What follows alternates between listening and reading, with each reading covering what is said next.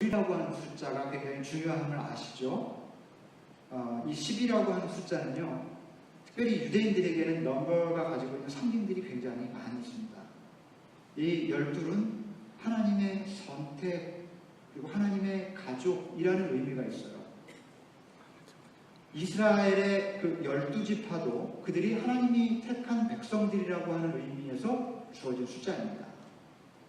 그래서 이 12은 이 다른 사람들보다 뛰어난 12이라는 의미가 아니라 하나님이 선택한 사람들의 대표, 상징, 그리고 그런 사람들의 모델이라는 그런 뜻입니다.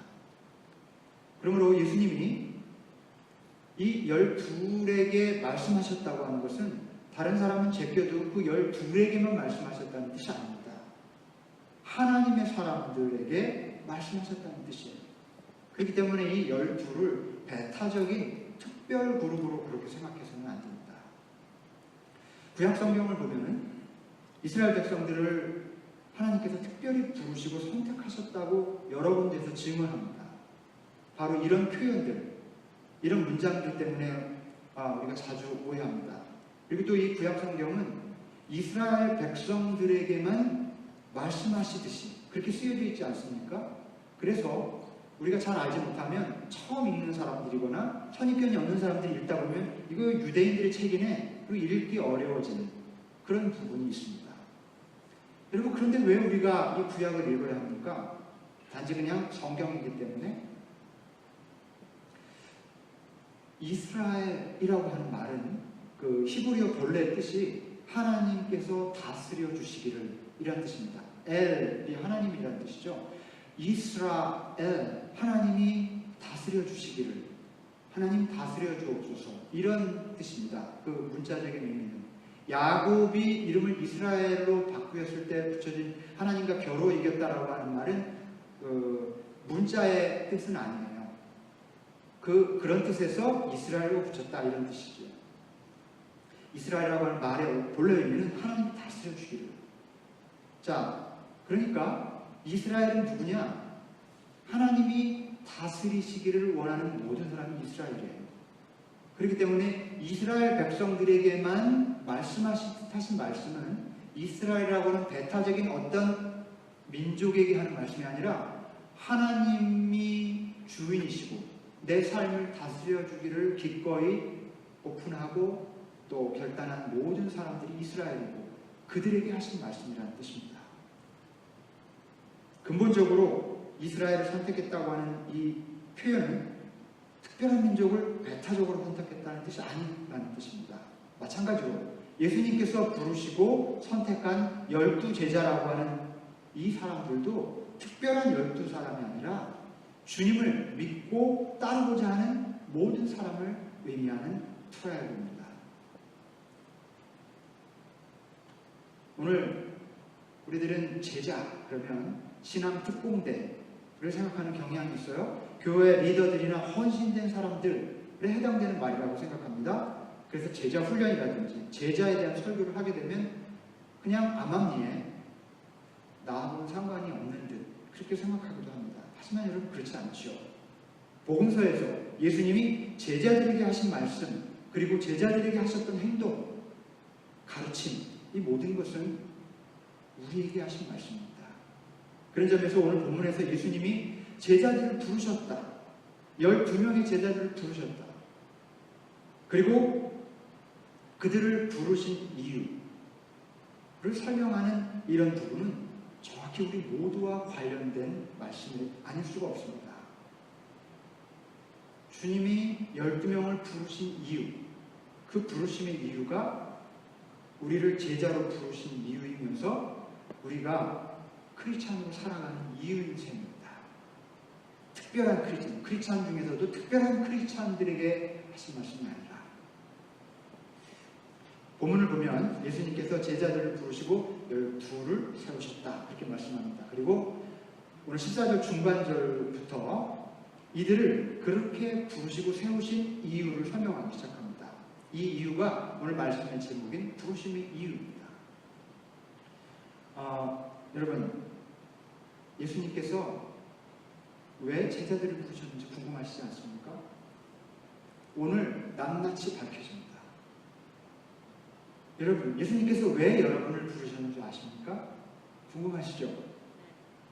아마 그동안 생각 못 해보셨을 거예요. 나는 제자 그 12 중에 하나는 아니야. 이런 생각 때문일 수도 있고요. 아마 먼 미래일 거야. 지금은 아닐 거야. 이런 생각 때문일 수도 있을 것입니다. 아닙니다. 예수님께서 부르시고 세우신 이 12명의 그룹 안에 여러분 모두가 다 포함되어 있습니다. 주님은 왜 12명의 제자들을 부르고 세우셨을까요? 주님은 왜 우리를 그들 가운데 한 사람으로 부르고 세우셨을까요? 자, 우리 14절 그 중반절의 말씀을 한번 읽어봅시다. 이것은 예수께서 그들을 자기와 함께 있게 하시고, 우리 같이 한번 읽어봅시다. 시작. 이것은 예수께서 그들을 자기와 함께 있게 하시고, 이것은 뭡니까? 부르신 것은, 제자들을 부르신 까닭은, 우리를 부르신 이유는 예수님께서 자기와 함께 있으시게, 있게 하시려고. 주님께서 제자를 부르신 까닭은 자기와 함께 있게 하시려는 것이었습니다. 이것이 제자를 부르신 가장 첫 번째 이유입니다. 성경에서 첫 번째, 두 번째, 세 번째, 네 번째 이런 식으로 가면 첫 번째라는 것은 바탕이 된다는 뜻이에요. 으뜸이 되고 근본이라는 뜻입니다. 주님께서 우리를, 그리고 지금 성경에 나와 있는 12명의 제자를 부르신 가장 으뜸이 되는 이유, 근본 이유, 그것은 예수님께서 그들과 함께 있게 하시고, 우리는 흔히 뭔가 특별하고 중요한 사명을 맡기시려고 우리를 제자로 부르신다고 생각해요. 여러분, 그렇지만 본문은 분명하게 이렇게 얘기합니다. 당신과 함께 있게 하시려고 제자를 부르셨다고. 우리는 자꾸 비즈니스 마인드가 있어요. 뭔가를 성취하려는 마인드가 있고 프로젝트 마인드가 있습니다. 아마도 그런 특별한 부르심에는 어떤 프로젝트를 이루게 하시기 위함일 거야, 이런 마인드죠. 아닙니다. 첫 번째 이유는, 가장 근본 이유는 그냥 뭘 이루려고 하신 게 아니라 주님께서 자기와 함께 있으시려고. 꼭 기억해야 합니다. 주님과 함께 있는 것. 제자의 근본적인 사명은 주님과 함께 있는 것입니다. 근데 예수님께서 제자들과 이렇게 함께 있고 싶어 한다고 하는 말씀은요, 예수님이 외로움을 많이 타는 분이라는 뜻이 아니죠. 예수님이 혼자 있는 성격이 못 되시고 누군가와 늘 이렇게 있는 것을 좋아하는 스타일이라는 말씀이 아니지요. 예수님은 일로 엮어진 스승과 제자의 관계가 아니라 사랑으로 엮어진 영적인 관계를 원하시는 분이라는 뜻입니다. 예수님은 제자들을 벗으로 생각하셨습니다. 친구, 벗. 근데 제자들은 자꾸 종이 주인에게 하듯이 주님을 대했던 것 같아요. 그래서 어느 날 예수님께서 요한복음을 보니까 제자들을 불러 놓으시고는 이런 말씀하시죠. 나는 너희를 종이라고 부르지 않았다. 친구라고 불렀다. 그런 말씀을 하세요. 좀 자주 기억해야 될 것 같아요. 주님을 우리가 상상할 때, 오, Lord, 주님. 주의 반대편에 있는 사람은 종이겠죠, 당연히. 그래서 그런 것 같아요. 하지만 그런 뜻은 아니에요. 주님은 우리에게 분명히 나는 주인이 아니다. 너희는 종이 아니다. 너희는 벗이다. 난 그렇게 불렀다, 지금까지. 이 말은 뭐냐면 주님과의 관계가 우리가 생각한 것과 주님이 바라시는 게 달랐다는 겁니다. 주님은 근본적으로 뭔가를 시키려고 부르시는 분이 아니에요. 함께 있기를 원하는 거예요. 우리 중에 누가 친구를 사귈 때 그 사람을 이용해 먹으려고 사귀니까?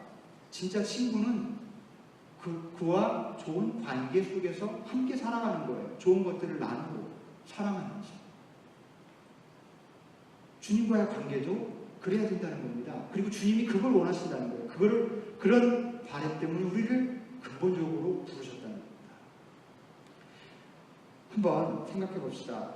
여러분에게 사랑하는 사람이 있다고 생각해 봅시다. 뭘 원하십니까? 사랑하는 사람. 이런 경우에는요, 지금 밋밋해진 그 사랑하는 사람, 사랑의 관계가 왜 밋밋해지는지 알 수가 없어요.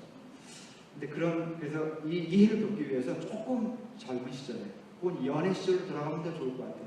그럼 사랑하는 사람이 있다고 합시다. 뭘 원하십니까? 물론 다이아도 원하고, 네, 물론 좋은 선물도 원하죠.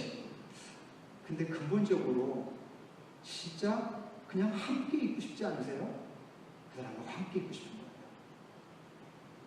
산을 가든 바다를 가든 라면을 먹든 스파게티를 먹든 중요한 거는 라면이냐 스파게티가 아니잖아요.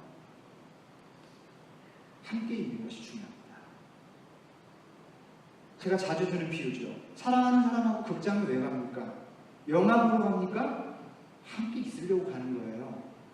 손 좀 잡아보고 싶어서, 꺾어만 돼서 함께 있고 싶은 거예요. 물론 영화 매니아들은 영화도 중요하겠죠. 하지만 연애할 때는 사실은 함께 있는 거. 우리가 주님으로 인해서 무언가 어떤 프로젝트를 진행을 해야 할 때도 있어요. 교회 안에서 또 우리의 어떤 목회적인 공동체 플랜을 위해서 또 프로젝트를 위해서 우리가 나서야 할 때도 있습니다. 그런데 여러분, 그 프로젝트마저도 그 프로젝트를 위해서 주님께서 우리를 부르신 게 아니라는 사실, 그 프로젝트조차도 주님과의 관계 때문에 사용하시는 수단일 뿐이에요. 그래서 저는 하나님이 나를 왜 목사로 부르셨을까? 이 질문을 던질 때마다 많은 사람들을 그 생명을 구원하고 그들에게 말씀을 전하고 교회를 세우고 이런 프로젝트 마인드로 생각하기 쉬운데, 가만히 생각해볼수록 하나님이 저를 목회자로 부르셔서 목회하심으로 저와 사랑하고 싶으신 거예요. 그래서 이 관계가 끊어지면 사실 목회는 저에게는 넌센스가 되고 맙니다. 그런데 이 관계는 제대로 되지 않은 채 프로젝트, 이 목회, 어떻게든지 내가 하려고 하는 이 일이 잘 됐으면 할 때 이 목회는 잘 될 수 있어요. 하지만 하나님 기뻐하시는 목회가 아닐 수가 있겠죠. 선교도 마찬가지고, 선교, 우리가 하려고 하는 거룩한 일이 무엇이든 간에 그것은 나와 주님의 관계를 위한 징검다리예요. 그러므로 아무리 중요한 일을 소중하게 감당한다 할지라도 그것은 주님과 사랑으로 나아가기 위한 징검다리라는 사실을 기억해야 합니다. 그래서 주님의 제자가 해야 될 가장 중요하고 근본적인 사명은 주님과 함께 있는 것이라는 사실. 만약 주님과 함께 있지 않다면 아무리 중요한 사명을 감당한다 해도 무슨 의미가 없다는 거예요. 우리는 그래서 언제나 이런 질문을 던져야 됩니다. 나는 주님과 함께 있는가? 진짜 무슨 일을 해도, 특별히 교회 일에 인벌브돼서 일할수록 나는 주님과 함께 있는가? 이 질문을 던질 수 있어야 돼요. 중요한 순간일수록 나는 주님과 함께 있는가? 여러분, 이런 말씀이 있어요. 주님과 함께 아무것도 하지 않는 것이, 잘 들으십시오. 주님과 함께 아무것도 하지 않는 것이 주님 없이 수많은 공로를 세우는 것보다 하나님께 더 유익하다. 좀 쉽게 동의하기 어려우시죠? 주님과 함께 있으면 내가 아무것도 안 해도 하나님께 큰 기쁨이 될 수 있어요. 그런데 주님이 없는 상태로 수많은 업적과 공로를 쌓는다 해도 하나님께 기쁨도 안 되고 유익하지 않다는 겁니다. 그만큼 주님과 함께 있는 것이 본질이라는 거예요. 주님과 함께 있으면 작은 일도 굉장히 의미가 있을 수 있고 눈에 띄지 않아도 그 자체로 속한 일인 사실입니다. 제자로 우리를 부르신 첫 번째 으뜸 가는 이유는 주님과 함께 있는 거예요. 이 근본을 떠나지 않을 수 있길 바랍니다. 자, 주님께서 제자를 부르신 두 번째 이유가 14절 하반절에 나타납니다. 우리 다시 한번 같이 앞에 화면을 보고 같이 읽겠습니다. 말씀을 전파하게 하시며. 두 번째 이유입니다. 이게 두 번째 부르심의 이유인데, 말씀을 전파한다고 하는 게 뭘까요? 제자들이 신학교를 졸업한 것도 아니고 설교학을 배운 것도 아닌데 어떻게 말씀을 전파한다는 걸까요? 우리가 제자라고 하면 우리는 어떻게 말씀을 전파해야 되죠? 사실은 그 전도한다고 하는 게 말씀을 전한다는 뜻이죠. 도를 전하는 거니까요. 근데 우리 아웃리치와 전도는 사실 조금 다른 겁니다. 전도는 그야말로 말씀을 전하는 거고, 아웃리치는 교회 나올래? 이거거든요. 교회 나올래? 하고 권유하는 전도는 많이들 하는데요. 교회들이 말씀을 전하는 일은 사실 이건 아니에요. 다른 부분이라는 거죠. 자, 이런 생각을 해보면 제자들에게 말씀을 전하라고 예수님께서 당부하셨던 뜻도 이 말씀을 전한다는 게 단지 말로 설교를 한다든지 누군가에게 교리나 어떤 영적인 지식을 전하는 것을 의미하는 것이 아님을 알 수 있습니다. 우리는 사도행전을 통해서 제자들이 어떤 식으로 말씀 전하는 사명을 감당했는지 발견할 수 있습니다. 그러면 말씀 전한다고 하는 게 뭐구나 하는 것을 알게 돼요. 사도행전에 나타난 제자들의 사역을 정리해보면, 여러분 제자들을 예수님 부르셨어요. 근데 공생의 기간 동안에는 제자들이 제대로 사명 감당 못하다가 의심도 하고 자꾸 예수님으로부터 돌아서기도 하죠. 그런데 예수님이 돌아가시고 부활하신 이후에 제자들은 제대로 제자의 삶을 살기 시작합니다. 그게 사도행전이죠. 그래서 사도행전을 보아야 그들이 주님과 함께 있는 일을 얼마나 중요하게 여겼는지, 그리고 말씀 전하는 사역을 얼마나 담대하게 했는지를 볼 수가 있거든요. 그래서 사도행전에서 제자들이 보여준 모습들을 정리해보면 그게 제자들이 말씀 전하는 사역이 이거구나 하는 것을 알게 된다는 말씀입니다. 세 가지로 정리할 수 있어요. 뭐 더 많을 수 있지만 아주 핵심만 정리해보면, 첫째는 이런 겁니다. 제자들은 사람들이 죄를 회개하고 삶을 돌이키게 했습니다. 죄를 회개하고 삶을 돌이키게. 그 다음에 두 번째는 육신의 온갖 질병을 가진 사람들을 고쳐주었습니다. 세 번째는 가난한 사람, 고아와 과부를 구제하고 그들에게 자선을 베풀었습니다. 여러분, 이 세 가지를 잠깐 좀 기억해 주시기 바랍니다. 계속 기억해 주셔도 좋고요. 이 모든 일은 예수님께서 사실은 자신의 공생의 기간 동안 끊임없이 베푸셨던 예수님의 사역이기도 해요. 그것이 예수님이 승천하신 이후 제자들의 사역으로 그대로 이어집니다. 이 세 가지 사역입니다. 사람들로 하여금 죄를 회개하게 하고 삶을 돌이키게 했어요. 병을 가진 사람들을 낫게 했죠. 베드로가 막 안진뱅이도 익히고 안수하니까 예수님처럼 놀라운 일이 일어납니다. 가난한 자, 고아와 과부들을 구제하기 위해서 집사들을 세우고 직분자들을 세웁니다. 너무 많은 사람들을 도와야 하니까. 이 모든 일들을 제자들은 예수의 이름으로 행했습니다. 자, 이 세 가지. 죄인이 회개하고 바르게 서는 것, 질병으로부터 건강해지는 것, 낫고 천한 사람들이 사랑으로 일어서는 것. 여러분, 이 세 가지 현상이 어떤 현상인 줄 아십니까? 하나님 나라가 회복되는 현상입니다. 하나님 나라가 회복되는 현상이 이 세 가지 현상입니다. 하나님 나라가 이 땅에 실현되는 현상. 다시 말하면 하나님의 말씀을 전파한다는 것은 결국 이 세 가지 사역을 뜻하는데, 하나님 나라를 이 땅에 실현시키는 모든 행위를 말씀 전파하는 일이라고 그렇게 말할 수 있는 것입니다. 주님은 이 일로 우리를 부르셨어요. 이게 두 번째 이유입니다. 말씀을 전파하게 하시려고 우리를 부르셨다 라 하심은 우리로 하여금 사람들이 죄를 회개하고 삶을 돌이키도록, 병에 있는 병 속에 빠진 사람들을 고쳐주시도록, 가난한 자, 고아와 과부를 사랑하고 구제하도록 하시기 위해서 부르셨다는 겁니다.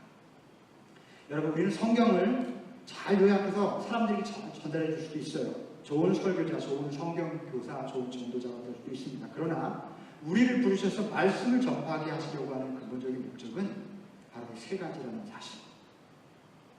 여러분, 이것은 입으로 전하는 말씀이 아닌 걸 알 수가 있죠. 삶으로 전하는 말씀이라는 것. 말씀은요, 근본적으로 입으로 전하는 것이기보다 삶으로 전하는 것이 더 파워풀하고 본래적인 우리는 이 말씀을 전하도록 부름받았어요. 어떻게 해야 될까요? 이 세 가지. 사람들로 하여금 죄를 회개하고 삶을 돌이키게 하고 바르게 서도록 도와주려면 어떻게 됩니까? 여러분, 다른 사람이 자신의 죄를 깨닫게 하려면 어떻게 할까요? 죄를 바로 즉시 지적해주면 될까요? 가장 해서는 안 되는 일입니다. 다른 사람이 죄를 깨닫고 돌이키고 회개하고 바르게 서게 하려면 죄를 날카롭게 지적해 주는 것이 아니라 정반대로 용서해 주는 겁니다. 죄를 용서하고 품어주어야 사람은 이상하게 자기 죄를 깨달아요. 내가 어떤 죄를 저질렀는데 그걸 날카롭게 지적하잖아요. 그러면 프로텍트하고 싶어져요. 합리화하는 여러 가지 것들을 통해서 나를 보호하려고 해요. 이 사람은 죄를 깨달을 수 없습니다.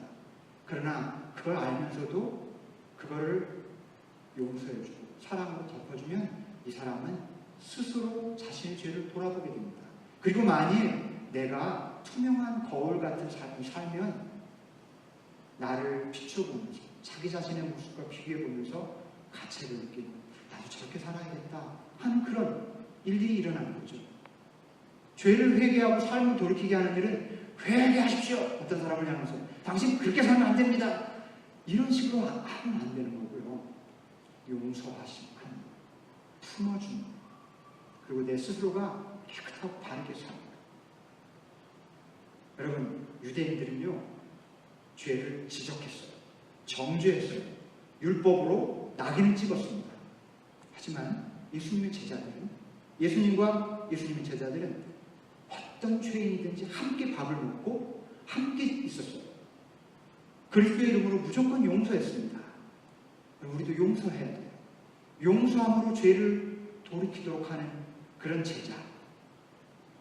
그 다음에 질병으로부터 사람들을 어떻게 고쳐줍니까? 신유의 은사 여러분 다 있으세요? 우리 가운데 신유의 은사 있으신 분 분명히 계세요. 그런데 그런 분들만 아픈 사람들을 위해서 이렇게 기도해야 할 수 있는 겁니까? 제자들은요 아픈 사람들을 위해서 기도했습니다. 처음에 안 됐어요. 예수님이 계실 때는 이상하게 안 됐어요. 근데 나중에는 예수님과 똑같은 이적들을 일으킵니다. 놀라운 일이 일어나요. 그런데 한 가지 우리가 생각할 것은 제자들이 했습니까? 하나님이 하셨어요. 이 땅에 어떤 신의 은사를 가지신 분들도 하나님께서 그에게 특별한 선물을 주신 거지 그 사람이 한 게 아니죠. 통로예요. 거룩한 통로. 그 거룩한 통로가 되는 것도 굉장히 귀한 일입니다만 그러나 분명한 것은 하나님이 고치시는 거라는 사실이에요. 그걸 알면 우리 모두가 질병 가진 사람을 위해서 기도해 줄 수 있어요. 내가 하는 게 아니기 때문에. 우리는 제자들이 한 그대로 불쌍히 여기는 사람, 불쌍한 사람들에게 손을 내미는 것 뿐입니다. 치유는 하나님께 속한 것입니다. 사람을 낫게 하는 것은 하나님이 하실 일이고 아픈 사람, 어려움 속에 빠진 사람에게 손을 내미는 것은 우리가 할 일입니다. 신유의 인사가 있든 없든 능력이 나타나든 안 나타나든 그 사람이 회복되든 안 되든 우리는 아픈 사람을 불쌍히 여기고 그리스도의 사람으로 찾아가서 위로해주고 함께 아파해주고 손 붙들어주고 기도해줄 수 있습니다. 여러분 모두 하실 수 있어요. 병이 낫지 않아도 괜찮아요. 우리 마음을 보고 하나님이 놀라운 능력을 나타내실 것입니다. 그가 건강해지도록 손을 내밀었다면 그 자체로 우리는 제자의 일을 감당하는 겁니다. 우리 공동체 안에서 누가 아프면 함께 기도해 줬으면 좋겠어요. 또 우리 공동체 아니더라도 우리 주변의 이웃에 아픈 자들을 위해서 기도해 줬으면 좋겠습니다. 하나님께 달린 거예요. 자, 그 다음에 가난한 사람들 고아, 과부. 이건 나라님도 가난한 사람 구제 못한다는데 우리가 그거 해야 됩니까? 이런 생각할 수 있죠. 여러분 그렇지만 낮고 천한 사람들을 경제적으로 돕는 일은 우리가 불가능할지 몰라요. 근본적인 문제를 해결해 주지 못하지만 우리 사랑을 줄 수 있습니다. 그들에게 자선을 베푸는 것은 그들이 배가 고파서이기도 하지만 그들의 친구가 되어주고 함께 있음으로 해서 잃어버린 자존감을 세워주고자 하는 더 큰 부분입니다. 당신도 소중한 사람이라는 거 알려주는 거예요. 없다고 해서 배운 게 적다고 해서 소중하지 않은 게 아니라는 것을 우리가 일깨워주는 겁니다. 따라서 우리의 자선, 우리의 도움, 우리의 사랑이 우리 자신을 드러내고 높이고 그들의 자존감을 조금이라도 짓밟는 행위가 되지 않도록 늘 겸손하고 또 겸손하게 사랑과 자선을 베풀어야 합니다. 우리는 이런 식으로 이 시대에 말씀을 전하는 그리스도의 제자가 될 수 있습니다. 여러분, 이 세 가지 사역, 이것이 우리가 삶으로 말씀을 전하는 구체적인 방식이라는 것을 꼭 기억합시다. 자, 세 번째 이유입니다. 주님께서 제자들을 부르신 세 번째 이유는 같이 읽겠습니다. 귀신을 쫓아내는 권능을 갖게 하시려는 것. 귀신을 쫓아내는 권능을 갖게 하시려. 주님의 제자로서 주님을 사랑하는 것, 주님과 함께 있는 일은 해볼 만한 것 같아요. 또 말씀 전파하는 삶, 하나님 나라를 이 땅에 실현시키는 삶을 사는 일도 해볼 만할 것 같습니다. 그러나 귀신을 쫓아내는 일은 좀 아무래도 좀 부담돼요. 여러분 좀 그러시죠? 아무나 할 수 있는 일도 아닌 것 같고 또 오늘날 흔하게 또 일어나는 일도 아닌 것 같습니다. 하지만 본문은 분명히 우리에게 귀신 쫓는 능력을 갖게 하려고 우리를 부르셨대요. 이 일을 어떻게 하면 좋겠습니까? 여러분 귀신 쫓아내실 수 있으세요? 저는요 어렸을 때 귀신 쫓아내는 현장 여러 번 목격했습니다. 제가 다니던 교회에서도 보았고요, 집회에서도 보았고, 기도원 같은 데서 보기도 했습니다. 이 기도하시는 그 축령자라고 그러죠, 축사한다고 그러죠. 이 목사님이 귀신 들린 사람하고 대화를 해요. 근데 그 사람, 제가 아는 사람인데 그 사람 목소리가 아니에요. 다른 목소리로 말이 얼마나 섬찟한지 몰라요. 그리고 목사님이 막 단호하게 그러죠. 너 언제 들어간다고? 그 사람 속에 언제 들어간다고 그러면 말을 해요. 언제 무슨 일로 들어갔다고. 목사님이